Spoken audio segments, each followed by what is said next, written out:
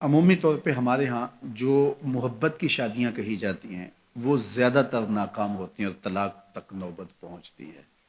اس کا سبب کیا کہ کچی عمر کے بچے اپنے جذبات سے فیصلہ کرتے ہیں اور ان کی نظر کے اندر صرف ایک دو چیز دیکھنے کی ہوتی ہے جس سے وہ فیصلہ کرتے ہیں، لیکن کہنہ مشق اور گرم سرد چشیدہ والدین اس بات کو جانتے ہیں کہ ہماری اولاد کی ترجیحات کیا ہیں اور جو ہے وہ ازدواجی زندگی کیسے خوبصورت گزرتی ہے۔ اس لیے وہ جو فیصلے کرتے ہیں وہ فیصلے جو ہے وہ بہت اچھے ہوتے ہیں۔ کبھی ایسا ہوتا ہے کہ اولادوں کو اللہ تعالیٰ فہم، فراست اور عقل و خرد کی فراوانیاں نصیب کر دیتا ہے اور والدین واقعتاً فہم اور سمجھ میں اس مقام پہ نہیں ہوتے،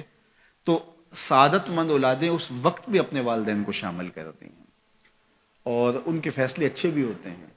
لیکن عمومی طور پہ ہوتا ہے کہ چاہے وہ اسکول، کالج اور یونیورسٹی میں نہ بھی گئے ہوں والدین، لیکن ان کے تجربات عملاً جو ہیں وہ زیادہ ہوتے ہیں۔ اسی لیے فرمایا گیا سید عائشہ رضی اللہ تعالیٰ عنہ سے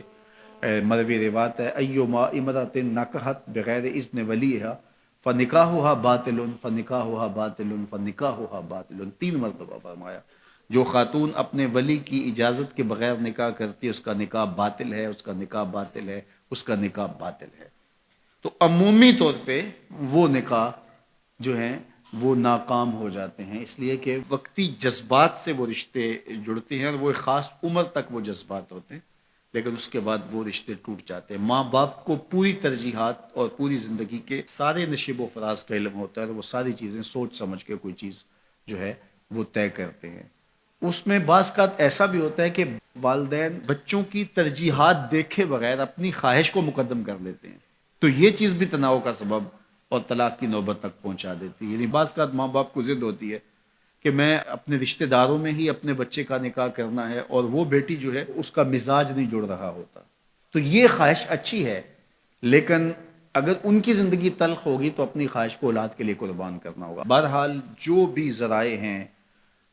طلاق کے، جو بھی اسباب ہیں، محرکات ہیں، نتیجہ اگر طلاق تک پہنچ جائے مرد کو پھر بھی اس کی مردانگی روک رہی ہوتی ہے اور عورت بلا جھجک جب وہ جذبات میں آتی ہے تو وہ طلاق مانگنے میں دیر نہیں کرتی، اور بہت ساری طلاق جو جذباتی ماحول میں ہوتی ہیں اس میں قصور خاتون کا ہوتا ہے کہ وہ طلاق مانگتی ہے۔ تو عورت کو کبھی بھی طلاق نہیں مانگنی چاہیے، ہاں اگر واقعتاً اس کا استحقاق بنتا ہے، وہاں زندگی گزارنا مشکل ہو گیا ہے، تو وہ عدالت میں رجوع کر کے خلا لے سکتی ہے۔ لیکن یہ عورتیں جو ڈٹ جاتی ہیں کہ ٹھیک ہے مجھے بھی فارغ کرو، میں ایک لمحہ اس گھر نہیں رہنا چاہتی، یہ گھر میرے لیے جہنم ہے، اور یہ اس کی بہنوں کے سامنے، اس کے بھائیوں کے سامنے، اس کے خاندان والوں کے سامنے اس کو یوں للکار رہی ہوتی ہے، تو پھر وہ طلاق دے دیتا ہے۔ اور بعض کا وجہ نہیں ہوتی کہ وقتی تناؤ ہوتا ہے۔ تو حضرت امام ابو داود نے حضور کا یہ فرمان لکھا ہے کہ آقا کریم نے فرمایا کہ جو خاتون بغیر عذر کے اپنے شوہر سے طلاق مانگتی ہے وہ جنت کی خوشبو بھی نہیں پائے گی، اور جنت کی خوشبو 500 سال کی مسافت سے آنا شروع ہو جائے گی۔ تو جو بغیر عذر کے اپنے شوہر سے طلاق مانگتی ہے، تو یہ بات ذہن میں رکھیے گا کہ عورت نہیں چاہتی کہ یہ اس کے وقتی جذبات ہوتے ہیں، وہ یہی چاہتی ہے کہ میں سرخ جوڑے میں اس گھر میں آئی ہوں تو سفید کفن میں واپس لوٹوں اس گھر میں۔ اور عورت کی آرزو ہوتی ہے کہ میرا شوہر جو ہے وہ مجھ کو جو ہے وہ خود اپنے ہاتھوں سے جو ہے وہ لاحد میں اتارے۔ میرے حضور صلی اللہ علیہ وسلم نے عورت کے اس جذبات کا لحاظ کرتے ہوئے ایک دن سیدہ عائشہ سے کہا کہ عائشہ اگر تو انتقال کر جائے میں تجھے خود کفن دوں، خود لاحد میں اتاروں۔ تو حضرت عائشہ رضی اللہ تعالیٰ عنہ کی چشمان اقدس سے آنسو آ گئے کہ یہ اگر ہو تو میرے لیے اس سے بڑا کیا احساس ہے کہ میرا شوہر میرا خود جنازہ پڑھے اور خود مجھے کفن دے اور خود مجھے لاحد میں اتارے۔ تو گھر ٹوٹنے سے بچیں، اور میاں بیوی کا جس طرح یہ دنیا میں رشتہ ہے تو یہ رشتہ آخرت میں بھی قائم رہے گا، اور جب خاتون جنت میں جائے گی تو یہ جو ہے وہ ان حوروں کی جو مرد کو جنت میں عطا کی جائیں گی، یہ ان کی سردار ہوگی، اور اس کا حسن و جمال ان سے فراواں ہوگا، اور اللہ تعالیٰ اس کو وہاں جو عزتیں دے گا،